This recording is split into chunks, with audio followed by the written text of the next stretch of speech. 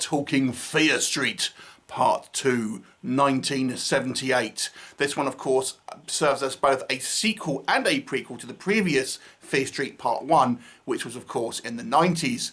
This one is once again directed by Lee Janiak. And it actually is top and tailed by scenes that take place in the 90s, so it does have a continuation. You kind of have to have seen Part 1 really to kind of really get the majority of the kind of the plot points here. But essentially the broad strokes of this movie is that in this kind of particular area within the US, there's two of neighbouring towns. One called Shadyside, which has ultimately been cursed by this witch in the 17th century. And pretty much anyone who lives there has this kind of bad luck, and we've seen it in the first movie. And essentially the movie starts with scenes from the 90s where our characters from that talking to the survivor of the 1978 massacre, and then the rest of the movie is told in a kind of flashback, and then again just a little bit of a kind of scene towards the end as well that kind of ties it up. So this movie obviously taking cues mainly from, I would say, the early Friday the 13th movies. I actually thought this might have been a kind of mishmash between the kind of like the Halloween sort of franchise, maybe a little bit of Texas Chainsaw Massacre, but it's more or less kind of like Friday the 13th, maybe a little bit of Sleepaway Camp, things like that. So the bulk of the story focuses on this young girl called Ziggy, who you may recognise as one of the characters from the latter seasons of Stranger Things, played by Sadie Sink. And she is this kind of like outcast girl from the Shadyside area, and you know, doesn't really get on with her sister, etc. And inevitably this kind of furthers the mythology of this particular witch that kind of has resided in this kind of town for centuries now, and ultimately this kind of group of kids awaken the evil, and they're all kind of sliced up, and you know what will happen. You'll have to watch the movie to find out. That's really all I'm going to go on about the plot, to be honest with you, because to be honest, there's not a huge amount of twists and turns within this kind of franchise. It seems it does play relatively kind of straightforward. But what do I like? I do think this movie is a improvement from the first movie. Not that I disliked the first movie, but I just thought it was somewhat generic, and I think that is still true to a point within this movie. But I have to say, I think the tone of the film, the performances and the characters were better in this film. I also think this film seems more like the 70s than the other film felt like the 90s, to be honest. This one, I mean, I do have some, not critiques exactly, but things I would have liked to have seen. But nonetheless, I do feel it captured a little bit more of the kind of the 70s vibe. Things like with the hair, fashion, things like that. I thought it did a better job of kind of selling you that it was in that kind of like that time period. I've got to say, I thought the character work here was a lot better. I think our main kind of characters are a lot more kind of likeable, and that is, you know, a large part due to the acting. I feel they just feel like more relatable characters and things like this, and even maybe people who have a shorter, like, you know, time span within the movie, I still think they kind of made more of an impression to me than characters in the first film. I think this is overall a little bit more brutal than the 90s movie. I mean, there's a death scene in the 90s one which kind of is the most spectacular, and there's nothing really like that in this film. But overall, I would suggest that the brutality in this film is greater than that of the 90s version of the movie, the Part 1.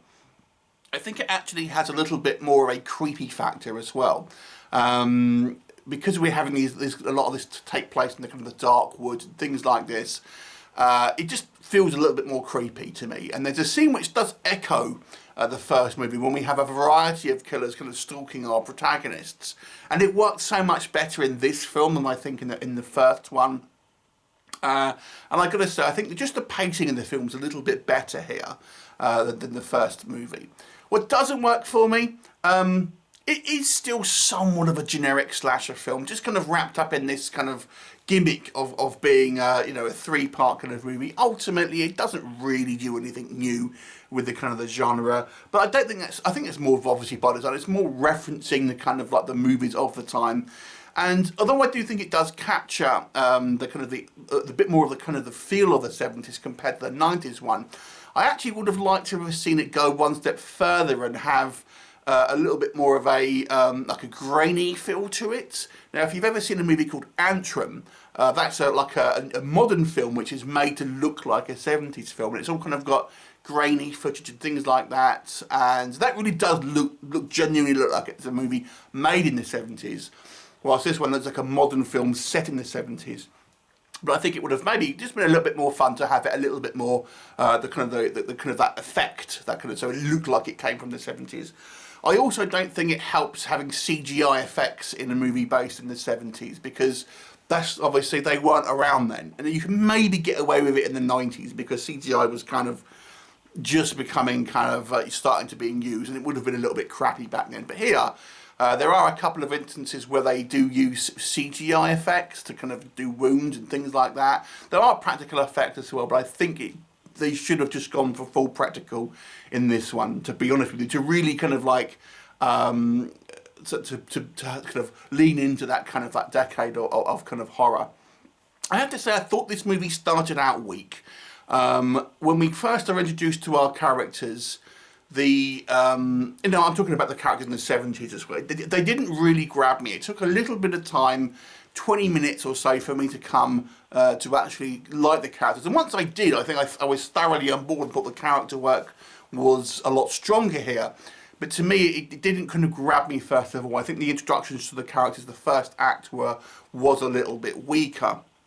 And I have to say, it obviously, you look at this in contrast to the cast from the 90s version, or the main cast from the 90s version of the movie, who do top and tail in this one, and you just think, oh, this story is really about them, rather than kind of like the actual kind of characters within the kind of the 70s movie, which was a little bit of a shame. I would have actually preferred it to be a more or less a standalone movie rather than a continuation of kind of like this. The story from the first movie, which this really is, to be honest with you. It's certainly, I think it is an improvement over the first one. I think that if you like classic slashers, you'll love this movie. Obviously, a lot of people go on about the soundtrack to these movies. I have to say, I thought the actual music inclusion, less so with this one, but it's a little bit ham-fisted, I thought. It's like, oh, it's this particular time period, so we'll make sure we include lots of sound, lots of music from the era. And I think they do it a little bit too much, to be honest with you. It's not something I didn't mention in the first part one review. And although I like the music, it seems a little bit shoehorned in at times. Less so with this one, to be fair, but there you go. So I think this was a fun movie. I actually do think it's an improvement. I think it's a very watchable, well-made film with likeable kind of characters, a little bit more brutality than the first one, although it doesn't break the mold, So I'll give it a 7 out of 10. Actually, I think it's I think it is an improvement. I think part 3 might, I don't know, from the preview of it I saw, I'm less convinced of that one, to be honest, but we'll see. So it's a 7 out of 10. What did you think of it? Leave me a comment and I'll look forward to seeing you next time. Bye for now.